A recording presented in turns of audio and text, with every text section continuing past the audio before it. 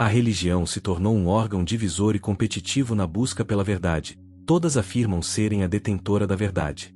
Desde que o ser humano começou a buscar respostas para os mistérios da vida e da morte, foi aí que surgiu a religião como meio de buscar resposta a essas questões.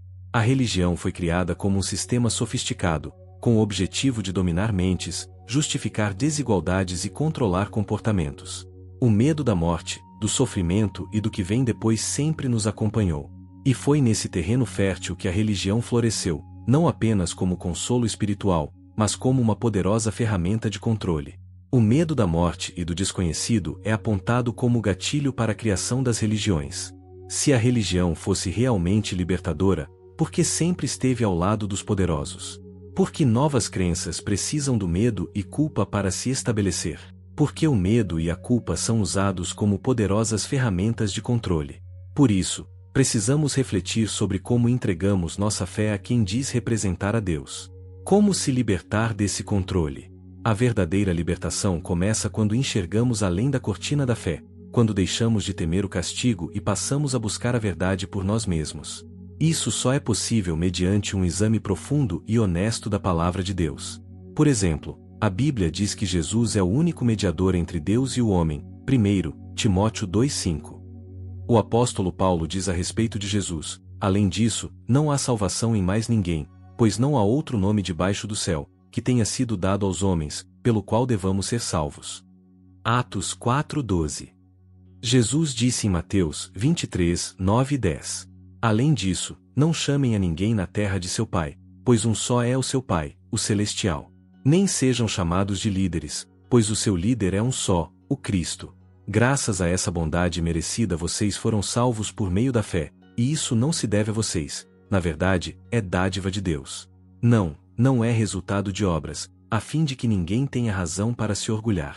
A pergunta que fica é: será que estou obedecendo às orientações da palavra de Deus? Ou estou buscando um mediador humano para intermediar a minha salvação? Será que o sacrifício de Jesus não basta?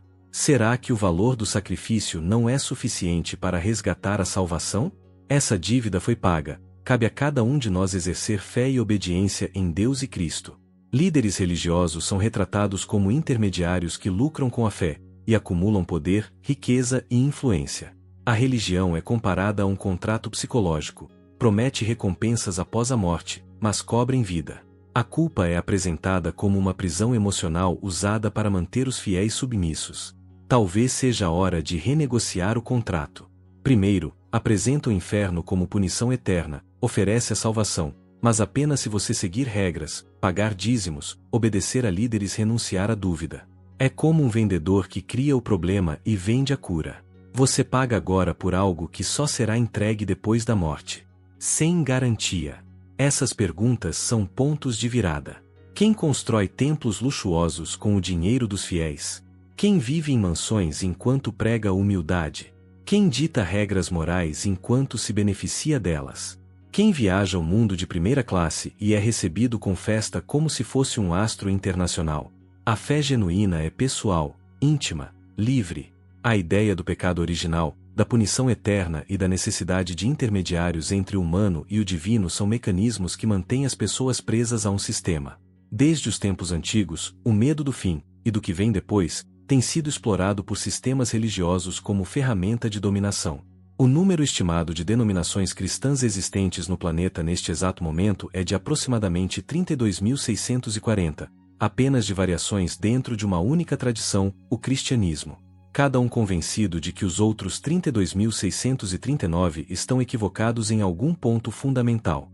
Segundo estimativa, as tradições religiosas em todo o planeta é algo em torno de 400 mil comunidades de fé, cada uma reivindicando o acesso exclusivo à verdade, à existência e o propósito humano. Por exemplo, adoram-se milhões de deuses nas diversas religiões no mundo, apenas para citar alguns. No cristianismo, a divindade é o Deus único, que existe como Pai, Filho, Jesus Cristo e Espírito Santo. Jesus Cristo é considerado o Filho de Deus e o Salvador. Islamismo, adoram Alá, que significa o Deus em árabe, o único Deus, Criador e soberano do universo.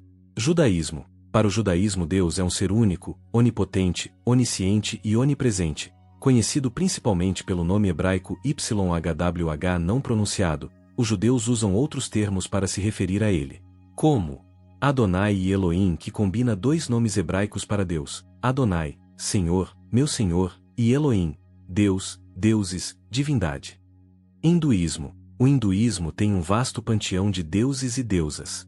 Os principais incluem Brahma, o Criador, Vishnu, o Preservador, Shiva, o Destruidor e Transformador. Shintoísmo, religião nativa do Japão, concentra-se na adoração dos kami, que podem ser divindades, espíritos da natureza. Mas, voltando à questão das 400.000 comunidades de fé, cada uma reivindicando o acesso exclusivo à verdade. Mas, só existe duas possibilidades. A primeira é que apenas uma dessas 400.000 está certa, e todas as outras estão erradas. A segunda é, nenhuma delas está certa, e toda essa estrutura massiva de crenças estão erradas. A religião que você professa hoje não é o resultado de uma busca filosófica profunda pela verdade. É simplesmente um acidente de nascimento, uma loteria geográfica. Isso nos leva a uma conclusão devastadora que a maioria das pessoas prefere não encarar. A fé não é uma descoberta, é uma herança. Não é uma revelação divina pessoal, é uma transmissão cultural automatizada. Dos bilhões de pessoas vivas hoje, quantas estudaram detalhadamente todas as principais religiões do mundo, compararam suas doutrinas, analisaram suas evidências e então fizeram uma escolha informada? A esmagadora maioria simplesmente adota a religião de seus pais, que adotaram a religião de seus pais, em uma cadeia ininterrupta de transmissão não questionada que se estende por gerações. As religiões não se espalham porque são verdadeiras. Elas se espalham porque são transmitidas com sucesso. Vulnerabilidade cognitiva é explorada para implantar crenças religiosas que permanecerão ativas por toda a vida. Se as religiões realmente contivessem verdades universais, elas deveriam convergir com o tempo, à medida que mais pessoas as estudam. Quando cientistas de culturas diferentes estudam física ou química, eles chegam às mesmas conclusões sobre como o mundo funciona. Por exemplo, a gravidade funciona da mesma forma no Japão e no Brasil.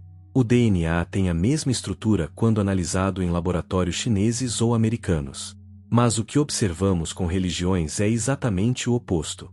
Quanto mais elas se desenvolvem, mais se fragmentam, mais denominações, mais interpretações conflitantes, mais guerras teológicas sobre detalhes. Isso não é o padrão de sistemas descobrindo verdades. É o padrão de sistemas fabricando narrativas. Por isso as palavras em Colossenses 2:8 têm um significado muito grande. O texto diz: tenham cuidado para que ninguém os escravize por meio de filosofia e vão engano, que são baseados em tradições humanas, nas coisas elementares do mundo, e não em Cristo.